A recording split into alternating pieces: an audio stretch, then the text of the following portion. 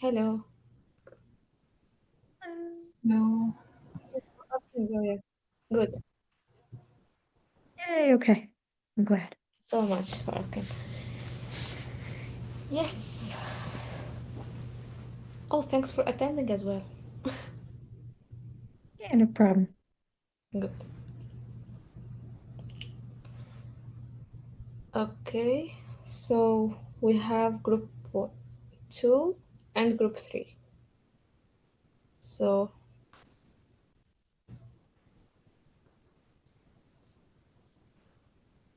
Farah is from group 1. Cole is from group 3. Zoya group 1. David also group 1. Ryan group 1. And Ayub is from group 2. So I think for today we have Ayub, Cole, and who else is here? Alicia. Okay. I think Alicia and Cole are working on the deep learning project, right?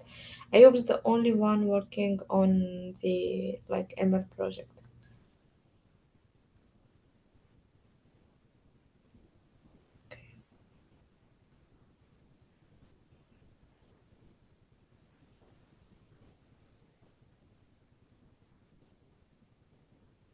Hello. Hello. Okay, so we'll start for this meeting. We will only have presentations, or let's say follow up with the group 2 and group 3. And we were expecting to have a review for the exam, and then I will be opening for you the exam. I believe still time, so let's finish with the follow up meeting. We like finish also with the validation next time. After that, we'll have the time for a review and the exam. So I will be sharing an announcement about this. But for now, let's focus only with the project. Okay, guys? Yeah, sounds good. Okay. So let's start. So who is willing to share the screen or present their progress for the ML project? Hello. Hi. I think among I'm the only one from Group Two. Or is Arshita is here also? Yes, yes. Um, I don't have presentation, but I have a notebook that contains the code. I can share my screen to Okay. take a look at the code. Like more discussion about your progress, if you are having any problems, Mhm. if you are solving any problems also, so what you did so far. Yeah, if you are Uh, stuck at some given yeah, point also we can discuss that. Yeah. I cannot share my screen. I think. Okay, I will enable this. Mhm. Mm.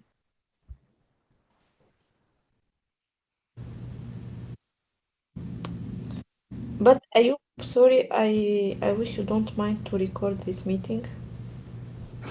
Yeah, of course. Mhm. Okay.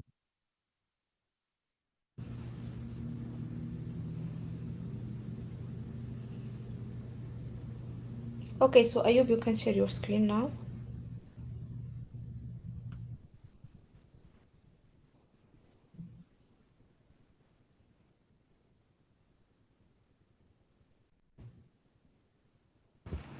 Uh, you see my screen?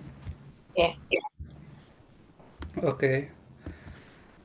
So I choose to work first with the skin cancer data set.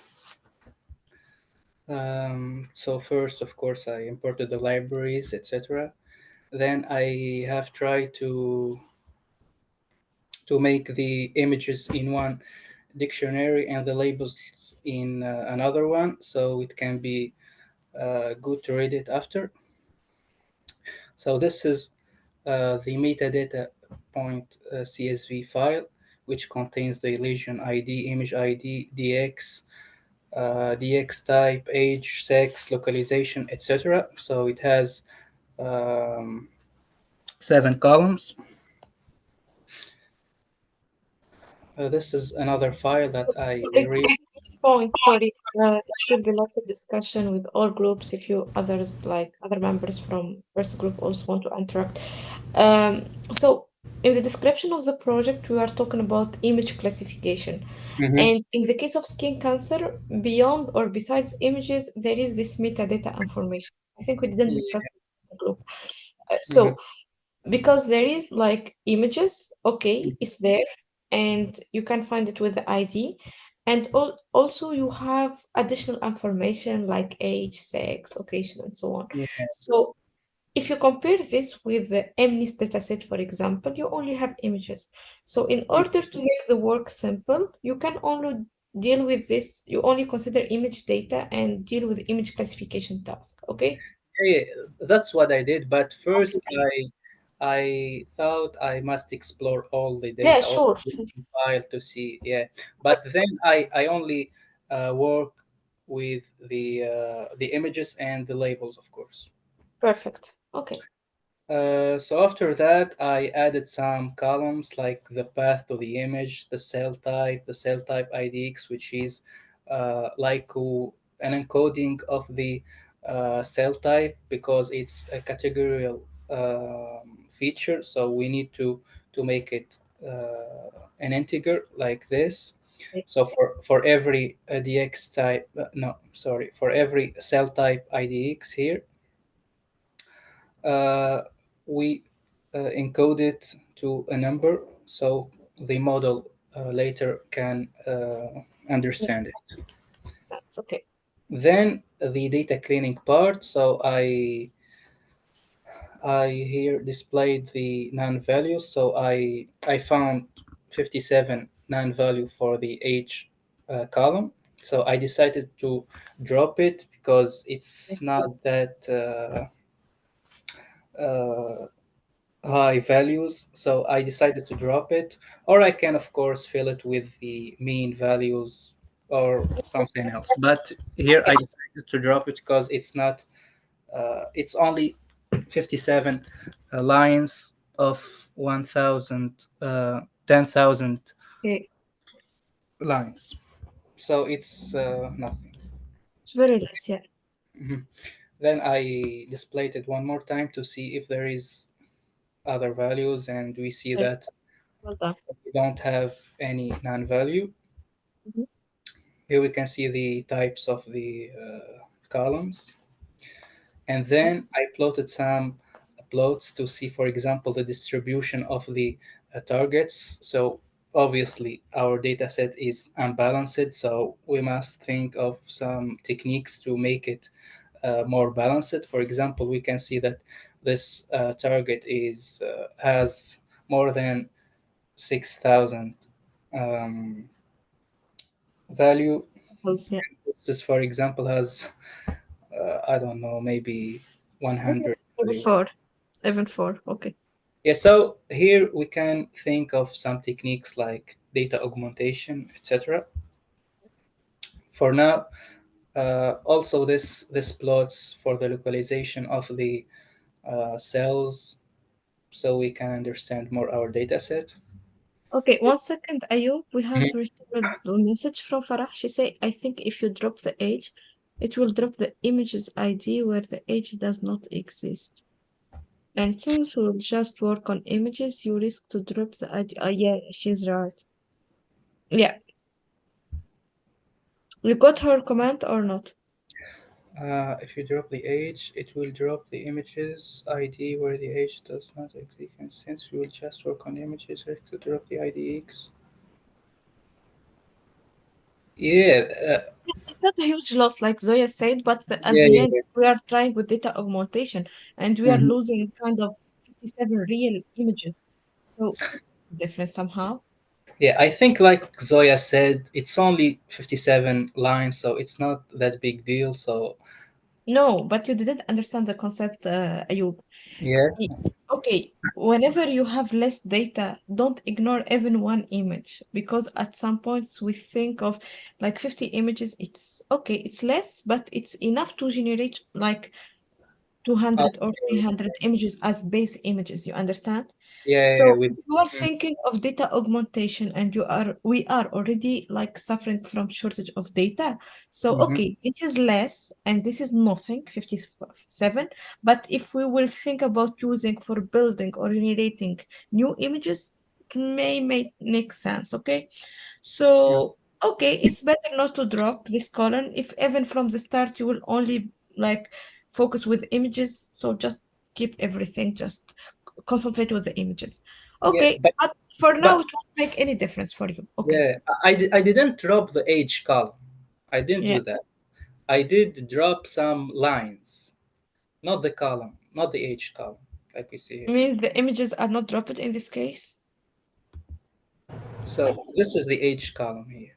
Question Hmm. elaborate because if you would drop that 57 lines of the metadata after Hmm. when you are loading the image data, you have to use the ID of the image, and if you have to got the labels, you have the labels as a DX column, and therefore there will be not like the 75 images, they will be dropped. You will not find it because there was dropped because of the age. It was none or So, none.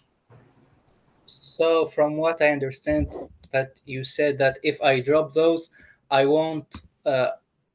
The label will still be in the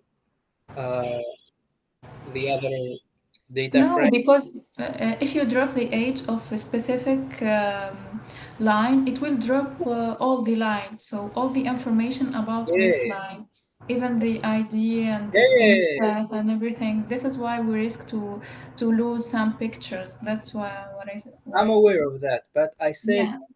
yeah, okay. I don't know. Okay, I for now felt like, let's keep it like this and let's yeah, see. and then Okay. then I can for example fill it with the mean and see the difference between the two results with dropping the lines and with filling it with the mean, for example, and I'll Okay, you compare. feel the mean value of the age, you mean?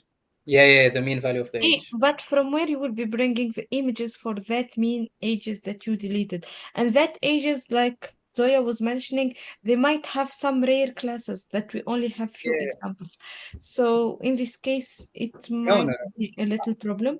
But okay, let's keep it like this and like follow what you did no, no. to the end and then we can discuss. What I was trying to say is I will keep this method and I will apply the method that Farah told me to, Hmm? to, to keep those images and to Yeah. fill the non-values with the average value of the age and then compare between those two methods and see what works best. But beyond the age is not the important feature as we are going to completely eliminate all metadata. Yeah, Means yeah. what we will do is, okay, you can keep this, and I Mhm. don't know what you did like in the rest of this notebook, Yeah, but on the other hand, you can only consider images. And like this, you're yeah, considering all images. There is no non-values or something like this. yeah. Okay, That's true because later I won't work only with the images and the yeah, labels. We, okay we then. won't we won't use the age, the localization, etc. Yeah, you're right. Okay. Okay. So like I said, those are the plots for example, the target distribution, Mhm. uh, localization, also the age, so we can understand our Okay, data. you're just trying to take a Yeah, look. Okay. yeah, yeah. And then here I was checking the images size if all of them have the same size. So I got that all the images have 600, 450 size. Um, then then here I also plotted some images to see our data, Great. and then I applied the SVM model without any feature extraction, without anything, so I can see. so we can make it our baseline results. So I applied, I did the image resizing to 64 for the height and the width. Mhm. Uh, I got some metrics, of course. The accuracy here, we can say that it's 68%, the precision is 59, the recall is 68, and the F1 score is 85. So those are the results without doing anything, just applying Okay. the SPM model. Okay, okay. So I might ask you first a question here Mhm. Okay. regarding these like metrics you are getting. So Okay. what could you do in order to increase or decrease these metrics? Okay. So I think our objective is to increase them, Yeah. and so I thought of using after that the SIFT, No, like for that. So if before. you go back to this resizing step, Mm-hmm. you have decided to make it 64 by 64. So I would Yeah. why 64 by 64 in particular? Why like 100 by 100, 150 by 150? So why or why not less? Like 32 by 32, for Yeah. example. I tried first 32 by Changing 32. Yeah, I tried it, uh-huh. and it's To almost less. the same results almost. Yeah, not Which far from this. okay, did you try to increase? No, just 32 and So, 60. because I believe if you are going to increase the image size, which you basically Hmm. you can have it up to 400 by 400, Yeah. you are increasing the input to the algorithm. Hmm. And in this case, for ML algorithm with a huge input size, it won't perform good or well. Yeah, yeah. So in this case, it's a little bit tricky how to choose the image size. So it's not Mhm. random, and this might impact these results in this case. So you might move to the shift. Okay. Okay. So then I moved to the SIFT. I'm still working on the SIFT. So this uh, I try to train my algorithm, but I have some errors that I'm Yeah, take a trying to seat. solve. Before moving to the coding part, I would ask, did you Okay. and your group members try to understand what is the shift before like coding or trying to what is shift?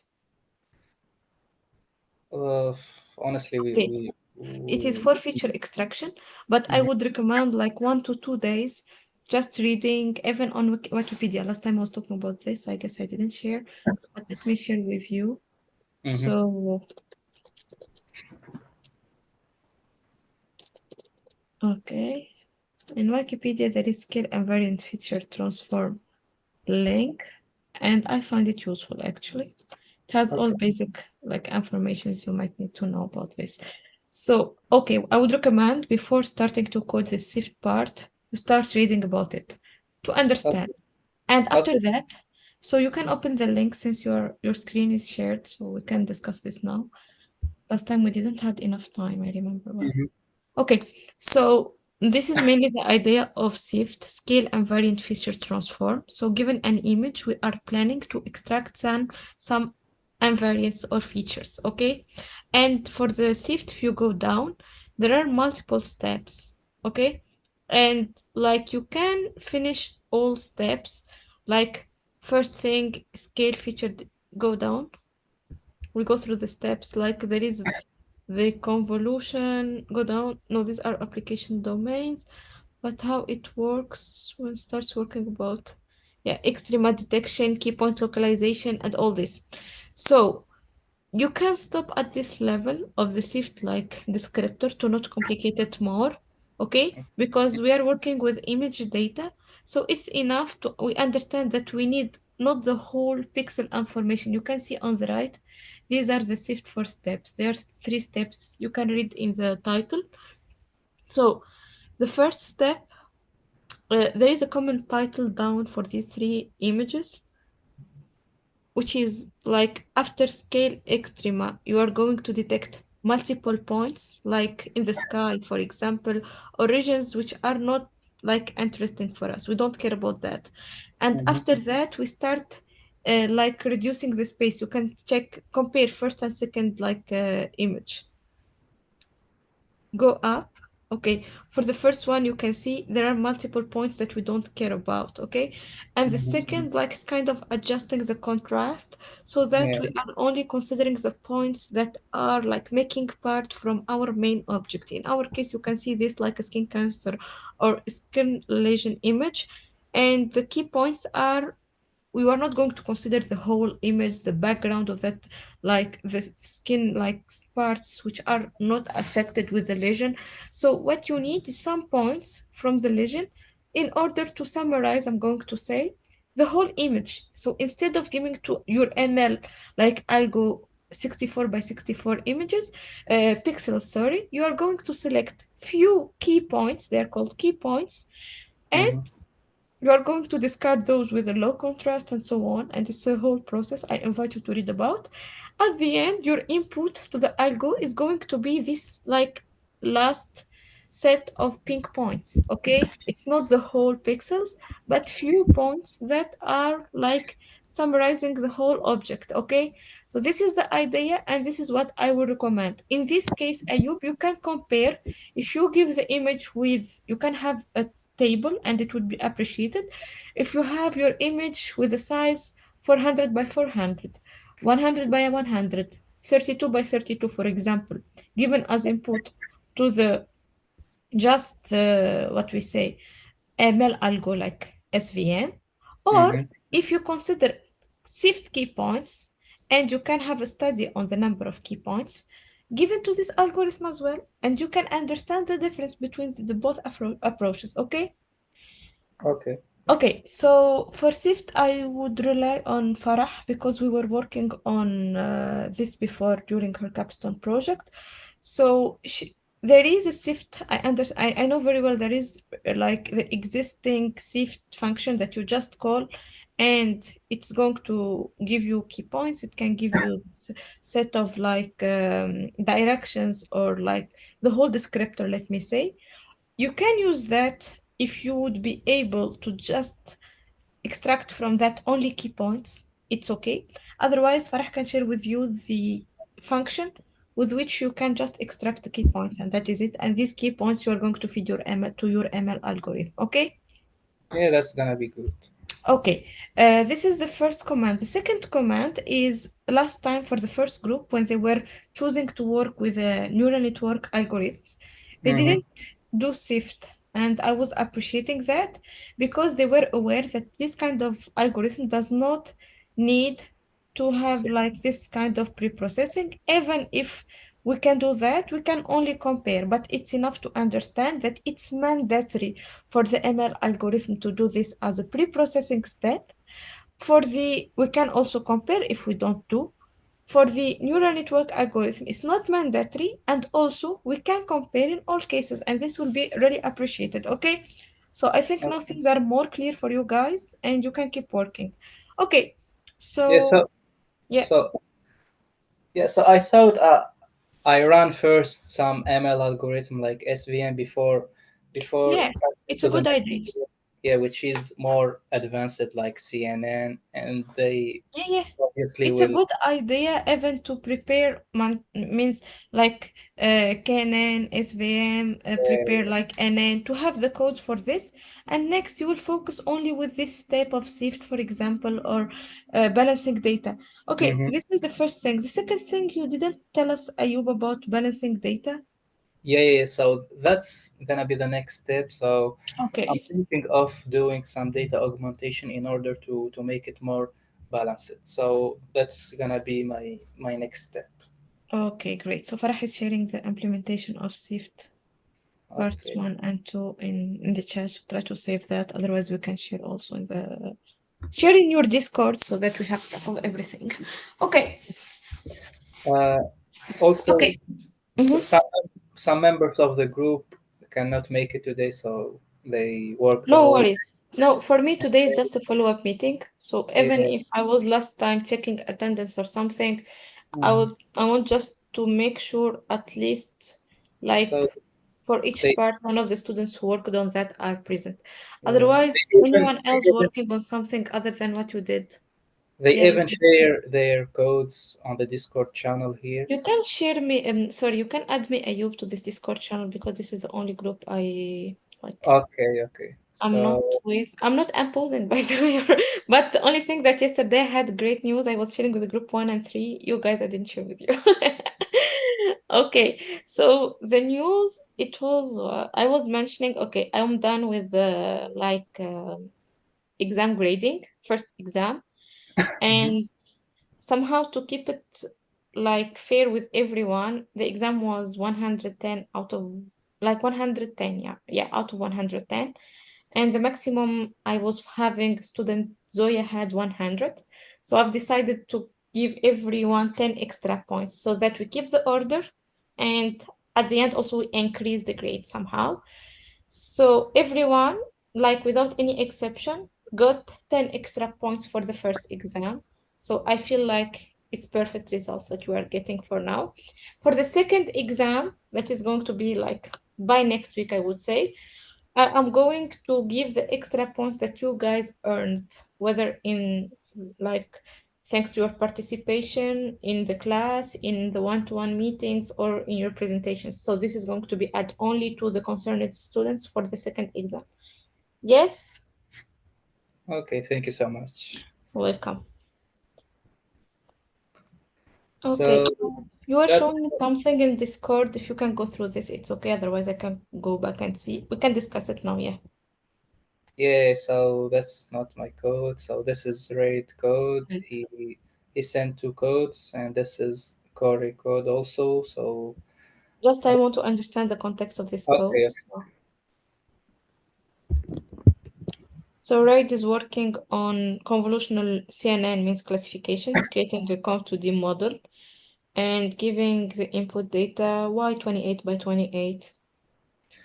Image size is very, very less for this code, but okay, let's go down. Oh, it's only the model, okay? yeah. Okay, so here we will suppose that you will be working hard on data pre-processing, okay? And Here then, I used the Sift from what okay, to mentioned. extract features. So how he's using Sift? Is it calling the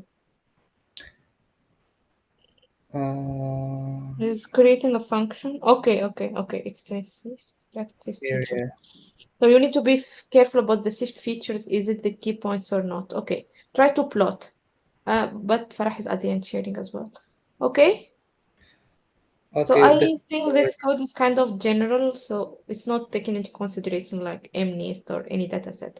But you no, no, can still I think they're working on the MNIST dataset from what they're mentioning here.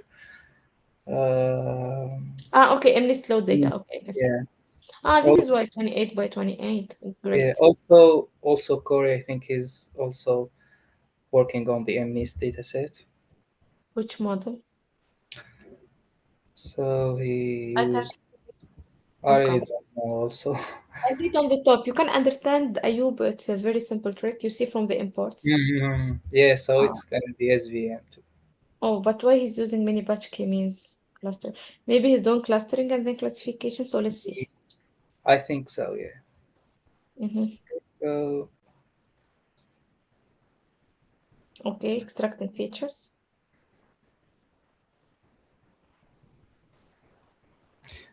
maybe he's using the k-means to cluster or group some Where key is points. he using? For now, I'm not seeing where I think here he's he's using it. not. Yeah. Okay.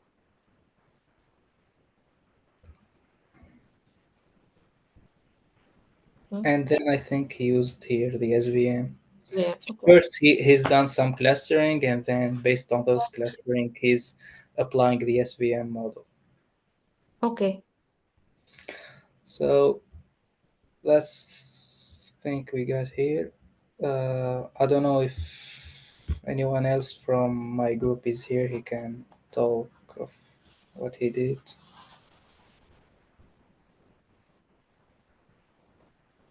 So So Venkata is asking. yeah. So Venkata is in the same group, right? Yes. Oh, she can present that. Yeah. So Ayub, if you want to stop sharing, and Venkata Okay. can start sharing. Mm. But Ayub, you did a good job, and that's good. So you have all the materials, like you have all the resources. Just need some time, like to focus with this project before the first validation, and try. We will talk after this about what I'm expecting. I will be sharing before, like this weekend, what I'm expecting for the validation, but it's very similar to the presentation that the first group already did. You are going not to go through notebooks and codes and all this in the start. First, we will this I will keep for the second validation, but I like to like see like this. So if you are having or committing any mistakes, we can fix from now. Otherwise, for the second validation, you are going to share like GitHub repository or something like this. For now, what I'm expecting from you is even the results, by the way, that accuracy and metrics you are getting. This is really good and appreciated, but it's very advanced and expected for the first validation. For only one baseline model you can keep. Do not try to make yourself work with like most of the models. You're using NN, CNN, SVM, KNN. So this is the work that is requested for the second validation. Now focus with things that are requested from you, which are first to read and go through all data sets, okay? And the second thing for the one having problems to try to find some idea with your group to balance that. And first step. The second step I expect from you after reading and understanding SIFT, like may take you 1 to 2 days, or you can discuss with Farah or have a meeting for both groups to make things more accelerated if you want. I don't mind that. So I expect that you understand this SIFT and how to extract the SIFT key points, steps, and all. The second thing, the code is already there, so you try to extract for all these data sets the SIFT key points. And this is all I expect until Monday, okay? The next validation. So for now, if you are reading data like pre-processing and solving the problems of like unbalanced data and all, and successfully extracting the SIFT key points and plotting them, this is more than enough. I will give you more time next to try for each algorithm, and it's up to you to give it the image, the initial image with different sizes, and like plot your results. Then you give it the sift and plot your results and compare the outputs and all. This we keep it for next time, okay? But even if you present it next, like for the first validation, it will be for sure appreciated. But I don't want to give you more tasks, just few tasks, and if it's done, it's perfect, okay? So this is what I'm expecting. It's going to be more a presentation. You can take screenshots from your codes, you can, but it's not like you're going to go through the notebooks and all. Everyone is going to present one data set. For example, like the other group, two students working on one data set, they present that. One student will go through the like SIFT steps, and probably one student can go with like the output of SIFT, how you are encoding that, the images, the like examples, plots from different data sets you're having of the key points and all of this. So this is only what I expect from you. Don't go further, like don't go for more like algorithms and complicate things. Okay, one algorithm is more than enough. Don't dive more into algorithm and like you want to finish everything from the first validation. First validation is the first step, the second validation is the second step. Only in the third validation I may expect everything ready, okay?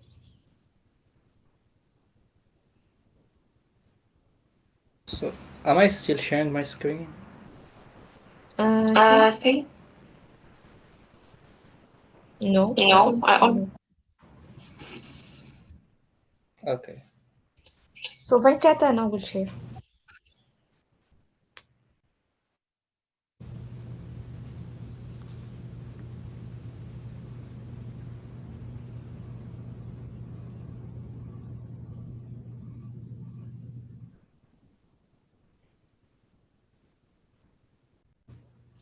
Okay, so Venkata, we can see your screen, but I think we are not able to listen to you.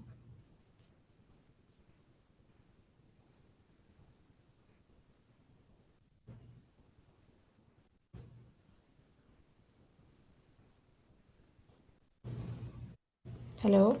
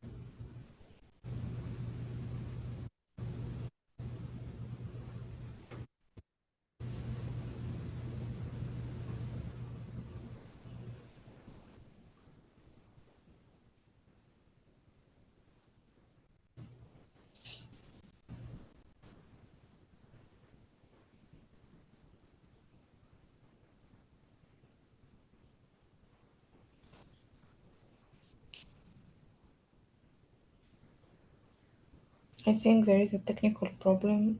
We might just wait a little bit for Makata to join again. Or... Okay.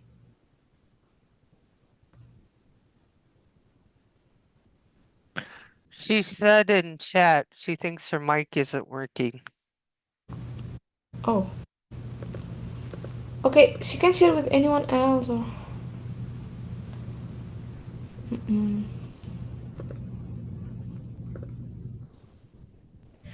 Okay, you know what? Even if your mic is not working, you can share with us your screen, and I will try to. You can send us messages, and I will try to see your code. I'll try to help you.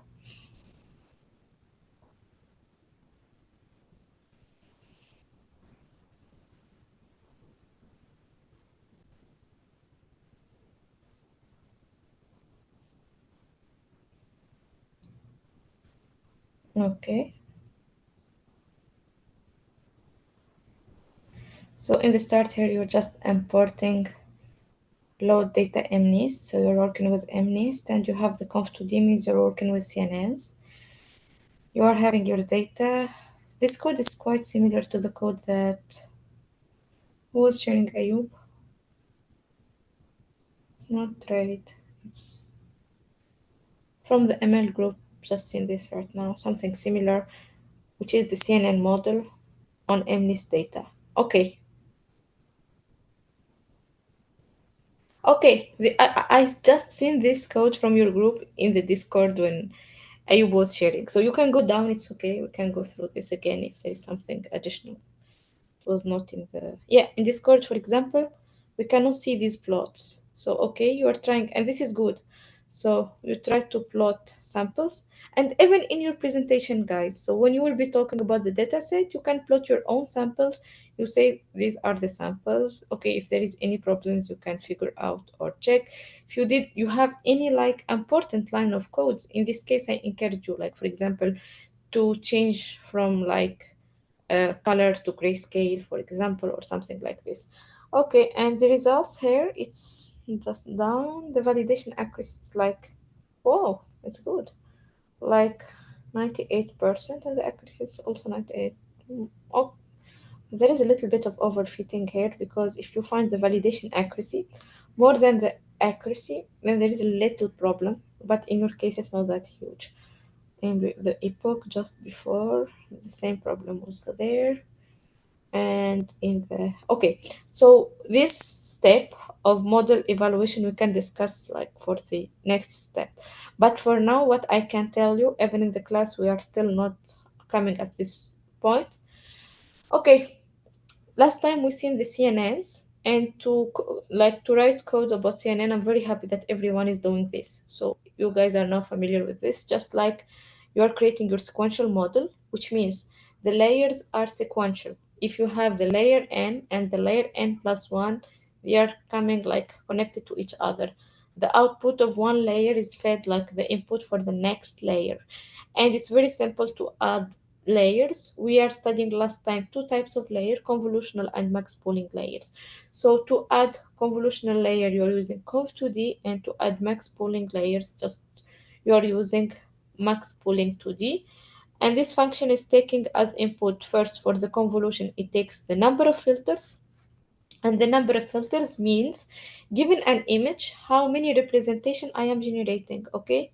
And here, given one input, you are generating 32 for the first line, Vakita. The the build the model, the CNN model, the first line there.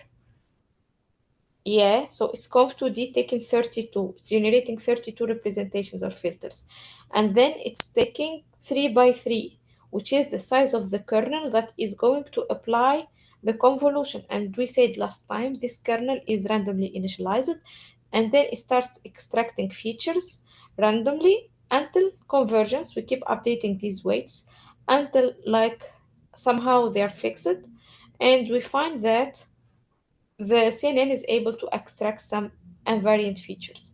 Okay, and so in this case, Jack's taking the input with a size 28, 28, 1, and this last one is very important when you're talking about conv model because it needs 3 dimensions. Okay, then you're having the next layer, it's a max pooling, and the window size here or the kernel is 2 by 2, which means that just each 4 pixels you're going to summarize with 1, which is the maximum value in this case.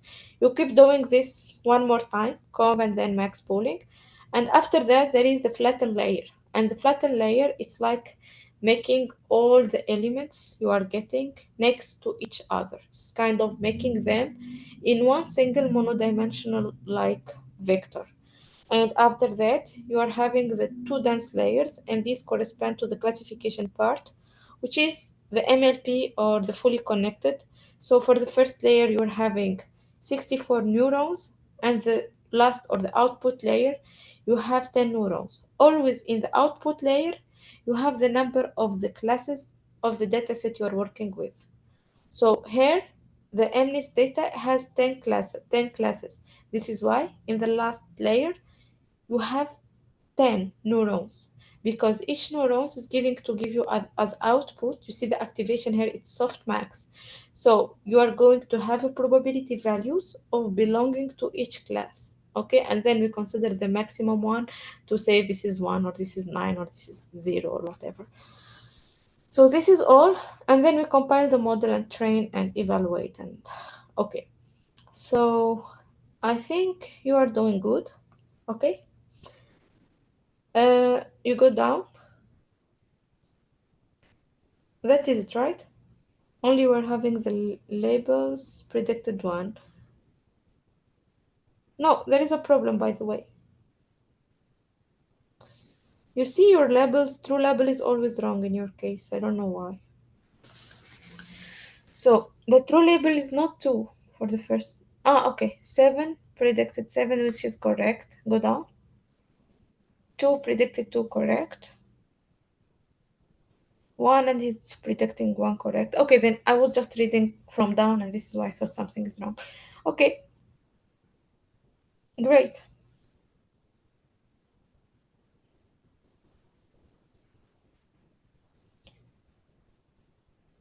Next, what we have here, the CNN feature extraction using SIFT, which means you are great. You are loading the MNIST dataset, and from MNIST, you are like trying to extract SIFT. Okay, welcome. So you can go down again to see, just I want to check if you are using SIFT create or the function to extract features.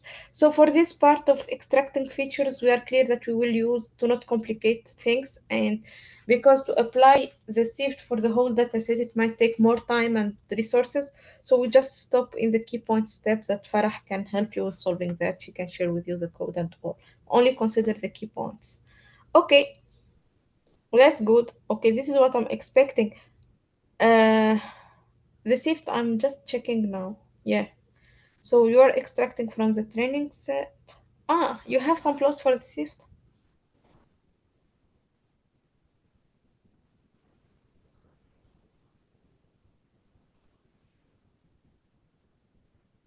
Okay. No. So here what you are doing is you are extracting the SIFT. And so you are feeding to the model the X-train SIFT and the X-test SIFT. Okay, means the feature is extracted from SIFT. But what we were saying, and it's the same thing valid to what I was discussing with Ayub, is that it's okay, you can compare the whole SIFT descriptor, but if you go and try to understand the SIFT, it has multiple steps. You can finish like you consider the whole descriptor. This is what you are doing right now. Otherwise, you can stop only by considering few key points from the image and classify based on that. This is what Farah was sharing in the chat. So implementing Swift in Python, and you can have a separate meeting, like both groups with Farah as well, and you can work on how to extract. You give an image and you get the Swift key points for that. And what I'm expecting from you is to have like MNIST dataset, you have MNIST Swift dataset. Means you have the Swift for MNIST, you have the Swift for the skin cancer dataset, you have the Swift for like all datasets, okay? Okay. Miss, I think from the function that was mentioned here, can you please go up a little bit? Yeah, you can here you have the key points and the descriptor. If you can see from image in images, key point to descriptors equals shift detect and compute image. So if Okay. I will make sure that these are the key points that we need, but Okay. if this is it, what we need, it will be Great. helpful. Great. So how you will know that this is what you need or not? Try to plot. Yeah, okay. Okay. Okay, plot every step, and these plots will be useful for your presentation. Use colors to highlight the key points and things like this. Okay. So for Okay. now, don't move further to improve accuracy or test with more models. What you did is extremely excellent. Only just okay, fix that ham data set and balance it and try to find a way for that, because it's going to impact all the results, and this is mainly the most challenging point in the project. And also try to understand SIFT. Somehow you understand the steps because you're going to explain this, and try to have some illustration of the SIFT extracted from your datasets. Okay, and that is it. Don't work more on like classifiers and all. Okay.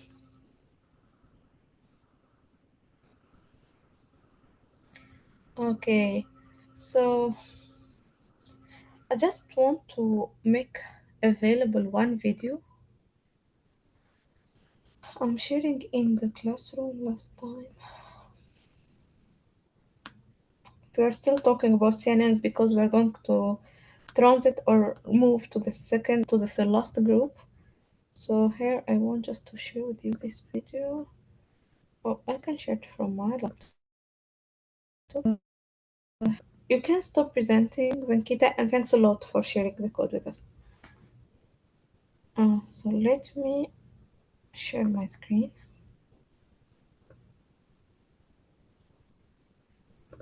Okay, let's share it. Okay, so this video, I think I made it available here. Okay, it's published. Okay, so this one I'm publishing. Okay, no, what's wrong? So I will deal with this after the class. Publish and update. Okay, so this video CNN MP4 is available for you to watch, and I'm going just to put it quickly. It's 3 minute video that it's the top illustrative video about the concept of how CNN works. So I give you time to see this.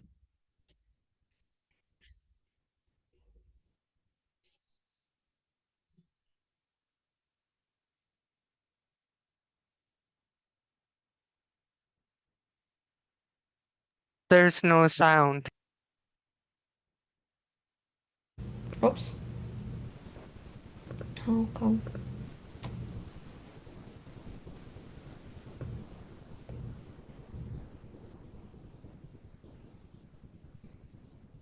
I don't know, this problem is always happening. But okay, as it's published or shared in the what we say in Canvas, so I might give you right now 3 minutes for everyone to just go and watch this video because it's extremely important. And if like all of us are going to reach to this level of abstraction of understanding how it's really working, I believe that it would be like great to keep working on CNNs. Okay, let's try to watch now.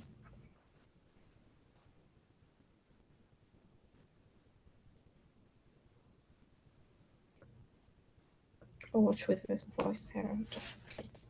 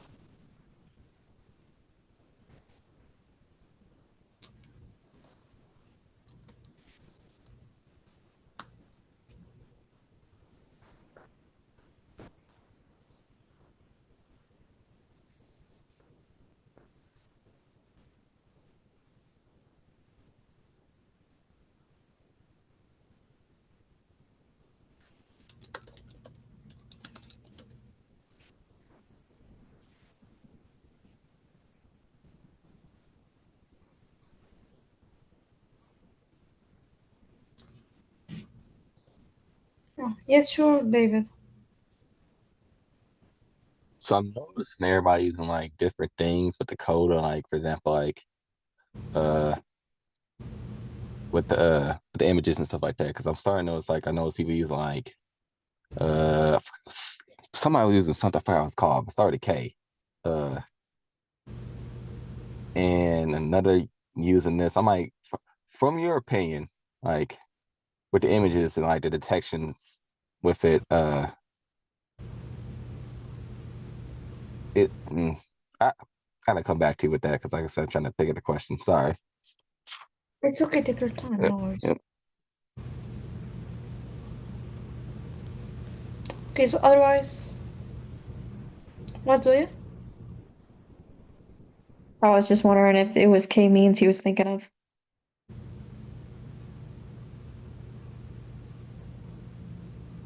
No, it was that. It wasn't that. It was somebody was using it. It was group two. When he was using it, showing us it was something he was using. It started K. I noticed on his tab. I'm like, I've seen that before. I forgot what it was called. Oh, gotcha. I don't remember either. Yeah. No.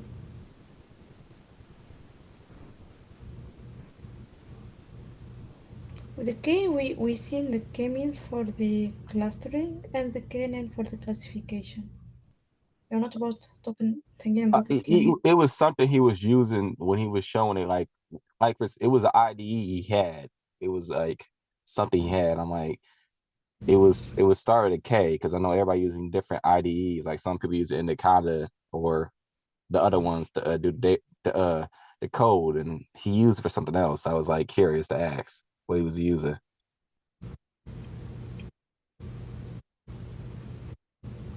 But it was a different IDE I never seen before. I didn't get your question, David. So I'm trying to ask you, like, I was trying to ask that person what IDE he was using. Like, what was he using for what platform he using to put that code in there? You're asking in order to code this algorithm what ID to use. Yeah, Whether yeah, we yeah. can, yeah, whether we can use the Anaconda Navigator we are already installing. We are working with like Jupyter notebooks, or you can work online with a Colab. Yeah, Vankita, you're right. Google Colab. For Vankita, she was Oh, he sharing used the Google code Cloud. she was Okay, showing on Google Colab. Google Colab is a good thing, and at the same time, it's not a good thing. Why I recommend downloading your own, like using your own ID, or because first of all, in the start you start doing AI and you start working with Google Colab, you might be too much used to it. And in case you're going to be in some work environment, in most of the cases they work with the local or access to the cluster or things like are local. If you will take it easy to use Google Colab, after all, I see it like somehow for a business, and you are a user, and after all, if you are using it, it's a service and it's not given for free. So you start getting used to it, and at the end it tells you, okay, there is not enough resources. If you wanted more resources, you can buy this. Okay, there is no enough like memory. If you want more memory, you can buy like this. So if they start like letting you buy things and pay for things, I don't really go for such solutions. And this is why I always recommend downloading, working with your own resources. And in case your resources are not enough, also in the lab we have some cluster. And I don't think for your case it's not, but even in the future, if you might need like access to bigger resources, Farah is having the access for the cluster in my lab. And you can send her or share with her any code if it's not confidential. She can run and come back to you with the results. Okay? because I know I was still understanding now because I'm using Okay. and I'm so sorry, Vankita. Myself, one time in the what we say, I was coming late and someone said he. Oh, I said I'm not a man. So I can understand you and I'm so sorry for this. Okay. Yeah. But yeah, I said because I'm using Anaconda. I'm using is it Jupiter? Jupiter? Yeah. Yeah, I'm Jupyter using that. Notebook. I'm like Otherwise, Okay. if you are running Python, you can go for anything else. But okay, to have it to work on the same page. Now we are working all of the Jupyter notebooks, so I would recommend that. Because I'm like, yeah, that's how I mostly seeing industry wise. That's what they mostly use. But okay. All right. Thanks. You can use something else, no worries. Even you can work on a collab now because it won't ask you for paying money because the algorithms we are running, they are not that much expensive in terms of resources until now. But I don't want to get used to it during my class and at the end you say it was her. So want everyone to get used to Anaconda because this is how it's supposed to be. Okay, otherwise I want things easy, so if you want to go for it, go for it. All right. Because at first I was using VS Code, but I said no because VS Code is kind of limited to certain things like that because it's more on a different type of coding wise. But it's like when you try to do images and stuff like that, the texture is like, nah, we don't do that. Yeah, yeah, okay. Yeah. Great. So did I answer your question? Yeah. Good. Okay. So I think now we need to move to the third group, last group, the deep learning project group. Yep. So guys, don't worry about presenting things and don't feel like it's that much formal. Okay, feel that in the first validation, second or third. For follow-up meetings, it's not like that much formal. So even if you don't have a presentation, it's expected, especially for the third group. So if you have few slides, you can share. Otherwise, I was going through I still remember the name Black Oven now stuck in my memory. But let's go back to the email and tell you the right name. Mm-mm-mm. I This. I made a slide from Great, Dez's notes. It's just a great, single slide though. great. Okay, you can share your screen then, Alicia, please.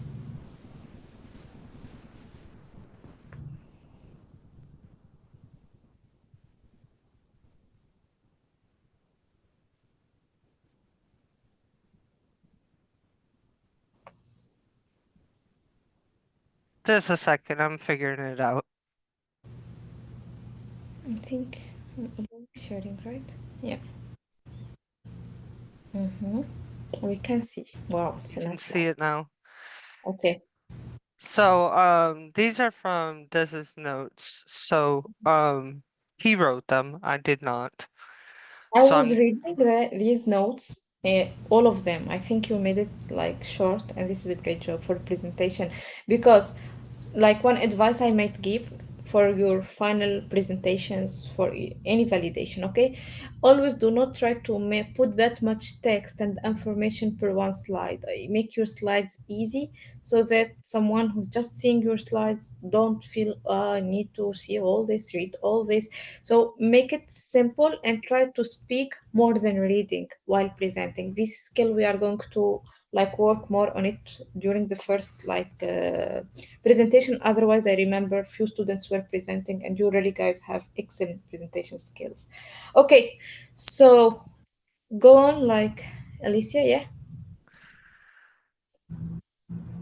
I'm not the one who wrote this, so Yeah. I am gonna I'm sorry, I am gonna pretty much read it. No worries. Okay, this is not a formal one. I'm just saying from the start. So Okay. don't. Once we get into the real thing, I'll be a little more formal. Okay, I'm great. sorry. Okay. Okay. They built a deep neural net model for contour classification. Mm-hmm. Feature extraction layers are a deep version of the generalized CSS, generalized curvature scale space deceptors. Some kernels respond exactly like the GCSS model when the layers generated from feature extraction came from strong curvature areas. Test data on, is it MPEG 7 or is it, how do you say that? MPEG 7, yeah. Okay, test data on MPEG 7 and mixed contour datasets confirm that handcrafted kernels will lead to antivariant and explainable CSS-based representation. Deep's Deep's GCSS model performs very well despite fewer parameters, and robustness still favors the handcrafted kernel approach. Mm-hmm. Great. So that's the notes that we've kind of gathered so far.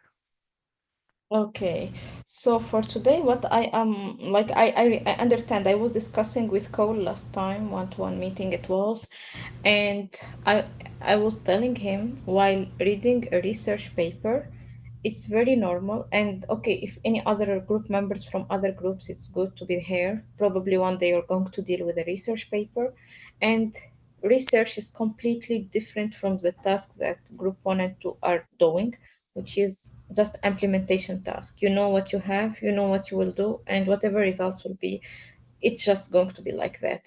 So you have data sets, and you need to run, like, to extract some features and run or like feed to some machine learning algorithms, not more than this.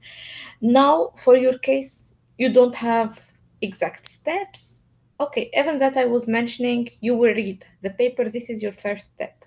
This is just a step which is completely fuzzy, completely like unclear.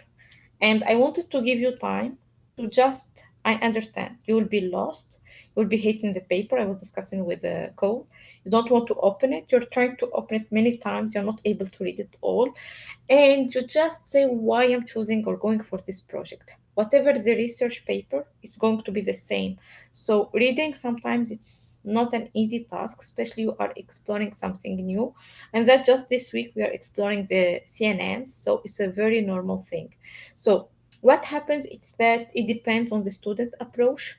Some of them can go for like to search how to read a research paper. So I might ask you to just stop sharing. I need to share my screen for now. Um, share. Okay. And we can go through the paper again. And where is it? But I was sharing somewhere with you guys. Okay, so but how to read a research paper? First thing, you read the title, DPCSS, robust explainable contour classifier, providing I don't know what. So the thing, when you read the title, try to guess what are the most important keywords from this title. So you understand the whole idea of this paper, contour classification. So this is a classification problem. We see in this class this problem in the class. Classification is done whether using machine learning, deep learning methods. But what makes this paper different is dealing with different data types, not image classification, it is contour classification. So, and it's using a classifier that we like are studying, or at least in the syllabus, which is the convolutional neural networks. I given you this like video you are just seeing. There is another link on a video on YouTube I always show to my students. Also, Jeremy was sharing this with me. I'm very thankful that he made me remember this video. Just go through this video to understand more in depth how CNNs work. And so now what you start doing is what I exactly did right now. You see the keyword and start searching away, away from the paper about these keywords. You will try to understand, given some YouTube videos, asking some friends, like asking ChatGPT about the keywords. And then you understand that CNNs are black box. This is why here there is explainability part. Okay, we try to go and read about what is explainability and so on. A very important thing is that there is features here extracted using some descriptor. So it's called GCSS. Probably you might need to explore CSS, GCSS family of descriptors. What is that? Like this probably went through the state of the art in your way. So, because in every paper they mention a related work section, this section discusses what related works to this topic. But for you guys, or even for me, sometimes when I'm reading papers, probably I want to explore things on my way. So I try to search somewhere else. Then when I will be reading the related work section, I will be more easy. I'm understanding things, and it's very simple for me. Now you understand your related works, and you might did that quickly through a simple search like you did. And the next step is you read the abstract. Reading the abstract is very important so you understand what this paper is talking about. And what I appreciate in this like notes is that he was giving like a summary what's in the abstract, the introduction, and all that. But when you start first reading, you go through the abstract and just give all, like let all this go, just go and read the conclusion. Once you read the conclusion, then you will understand what is the final output from this paper. It presents a model called GCSS, and this model is used for contour classification. It allows the interpretability, explainability of the CNN black box models thanks to something called GCSS descriptors.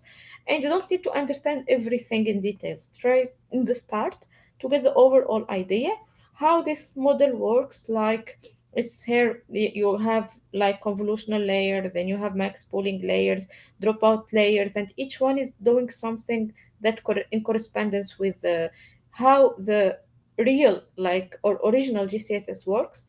You, after reading the conclusion, try to go through the different images or figures you can find in the paper. So, for example, one of the figures you can see here is the overall architecture, showing the correspondence between the GCSS, this descriptor. So you can understand from here. It applies convolution in order to extract the extremums and do that. So a convolution and extremum extraction after each convolution operation. And then it applies thresholding in order to extract the interest points. So this is the contour in the start. You are just applying a simple convolution sigma 1, and then you keep increasing the scale until you are getting a smoother contour, and each time you are extracting different points, okay? So how this is implemented in this deep CSS paper, like the convolution operation, we have it in the CNN, but here it's changing the kernel. It's something sometimes GU, sometimes GUU, to try to go then in the proposed method to understand such figures. And after all, it's imitating how to compute curvatures with a function k, how to extract interest points with a maximum curvature value extraction. And then this same thing happening for the first scale is repeated until scale n. After that, we concatenate everything together, flatten, make it a single vector, drop out, and just give it to the MLP classifier. That is it. So now once you are going through the figure, trying to understand your overall architecture, what are they talking about? Now you can start reading the proposed model. This is what matters the most. So in this section, you are going to find more details about the model. So details here, how the contours are represented, the first thing. So it's what, and here you could ask yourself, what does contour means? Okay, so it's a very normal. So contours are data, like if you started learning in the start from the very simple books. If you have an apple, you can color this, and then they say you color with respect to the contours, don't go away from contours. So contours is the outside like lines that could describe the object. So this is what we will consider as information, and every point of these contours, if you see it in the 2D plane, is having x and y coordinates. So this set of coordinates we are going to stock or like save within a vector, and this is going to be a monodimensional vector having the label apple to describe the label not with image pixels but with the contour coordinates, x and y coordinates, which are after all the set of these points, okay? So in this paper, you start reading, probably you might feel stuck in the start. They are talking about parameterization of the contour or the curve and how it's working. So to parameterization of the contour, you can explore it in the GPT and try to understand. It's like if I have a contour, for example, here is square, I could represent it with many points, or I can also represent with the 2 points. If circle, I can represent with many points, or the main points that when I say I would either say this is a circle, this is a triangle, and so on. So there are some important points and some points that are not important. Parameterization is just about selecting which point we can use to describe the contour. So the parameterization, like for example, these points that are equidistant, and this is how it's like working. This is called the Euclidean parameterization, means I am going to represent my contour, the x and y coordinates, with like set of equidistant like points. This is why we talk about the arc length. Arc length is the same as Euclidean.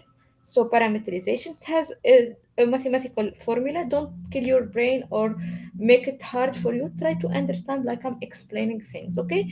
And after that, how we are computing the arc length. Probably in the next validation, we can dive in details. You can even explore the arc length, different possible parameterization. We can discuss this together. But for now, try to understand the whole idea. And so I know that there are some experts in maths in your group. So I would be really proud if you would go through this equation as well. And at the end, we are going after this parameterization, what we can get. We can get from a continuous lines of contour a set of points.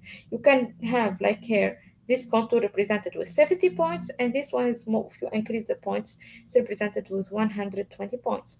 Okay, after this, what happens? We start implementing the CSS descriptor. We said that it applies convolution. There is a Gaussian kernel first. The Gaussian kernel, this formula we are now familiar with, we've seen in the class. And what is doing now, we are convolving, applying the convolution with the x and y coordinates of the contour. We said here that contour represented with the x and y set with these Gaussian kernels. And this is, if we do, we have, it depends on the sigma value, how smooth the contour is, okay? Next, now at each level, they are computing the curvature value. This is some descriptor. The CSS descriptor is based on this. Computes the curvature value. It's having its own like mathematical equation. And this what this model is trying to do based on the mathematical equation of the like convolution. It's preparing the layers. So sometimes it's computing the first derivative, GU, of x, sometimes computing its second derivatives, because to compute the curvature, this k function, we use the first derivative and the second derivative of the points and so on. Okay, you put them in a formula just already defined in the literature, nothing is new, and it's saying this is the final curvature. So this model, the architecture, is exactly computing the curvature value for contour points. How? By computing the derivatives first and second each time for x and y, multiplying and performing a subtraction. Okay, next, the deep GCSS architecture. Now we are talking here, and this is what I would expect you well, try to present it well, how a deep learning model layers that we see could be adapted to do something like this personalized. After that, we have some results showing like the accuracy and the different data sets we used. And so the curves or plots for the accuracy, train and validation accuracy, and some comparison. And at the end, you have the robustness evaluation of these models. Next, we talk about the explainability. As this slide, I was mentioning this in the slides of our class last time. As a CNN uses random kernels, we have random outputs, and this is why it's like black box. If you set it to some predefined kernel, like a Gaussian one, you have clear, explainable, and printable outputs. Okay, so this is what we are doing, but we are doing probably something more complex or complicated than this. We are considering the points that are having a high curvature because they are the invariant descriptor for each point. With some illustrations to understand. Like this bone in the CSS, it's described by the red points. These are points, based on them, you are going to give or feed to your MLP, and it's going to classify. So you're giving the raw input data, the set of all points representing this blue bone, and within the feature extraction block, instead of it's becoming random, no, you are setting it in order to imitate an existing like state of the art descriptor within the predefined layers with some like modification. You're customizing some things, and at the end, the invariant features are something explainable that exists in the literature and which is called GCSS. This is why this deep learning model imitating the deep GCSS, the GCSS is called deep GCSS. So this is the whole idea about this paper. And whenever you are reading a paper, you don't need to go to all references. Some references are relevant. Like for example, the CSS here is a paper that I might recommend you go through to understand what is CSS, because the GCSS is based on that. Otherwise, so this is the main like two reference that I might recommend you go through. Okay, so this is how you read a research paper. And now what I will expect from you for the presentation, you can divide it based on group members. Some will present like the abstract, the introduction, the similarity. You can respect the same structure of the paper or you can innovate. So I keep it It's up to you guys how you want to present your product, but I think I'm helping you to understand the paper more. And with this background, you might have enough time until the first validation to go through the paper. Also, the notes of this, I found them very like constructive. Let me come back to his notes. Only one thing, one comment I had this morning, which is an introduction note. So he started notes in the intro. He said pre-processing and feature engineering are neglected in deep learning systems in favor of optimized deep learning algorithms. So this is probably the only sentence I disagree with him. Otherwise, all the rest is okay.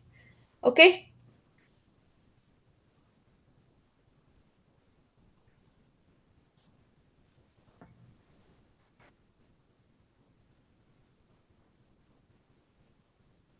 Hello. Hello. Sounds good. Yep. Yes, sounds good. So I was sharing my screen, right? Yes, you were. Okay. Otherwise, okay. So any questions from the third group now concerning the paper, concerning the presentation? I don't think I have any. I think we just need more time to like dig into it and understand everything. Okay. I might encourage for this group in particular to like try to have meetings. Try to, even not everyone could be available at the same time, but try to have meetings, more meetings. Do not try to work independently. Okay, have your time to read things alone, but at the end, at least before the final presentation, try to meet together, try to discuss, and yeah.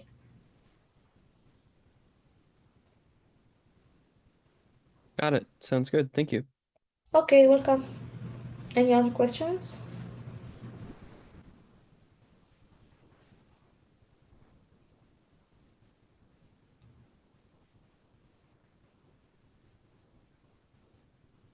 Any questions?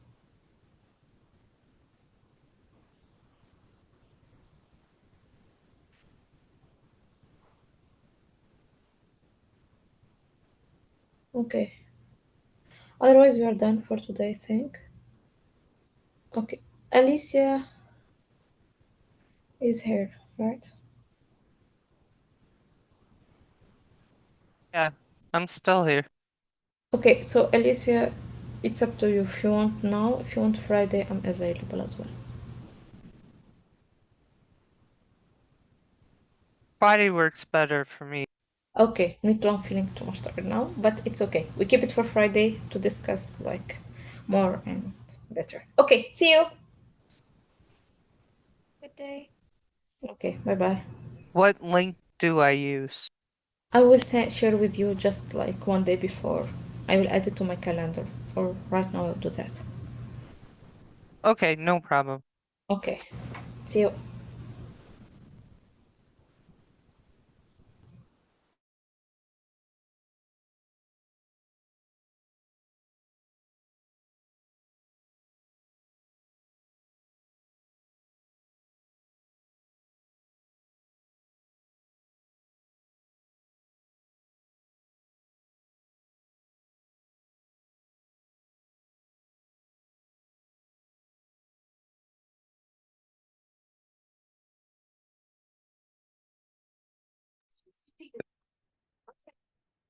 Are you there? Hello?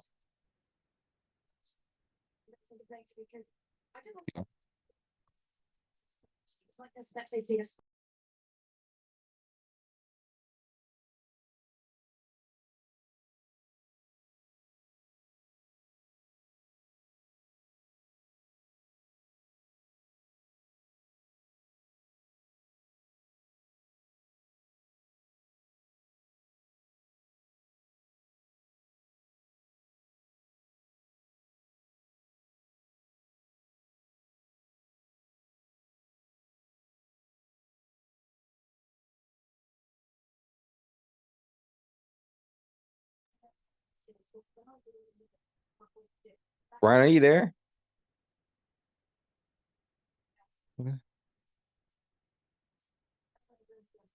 Well,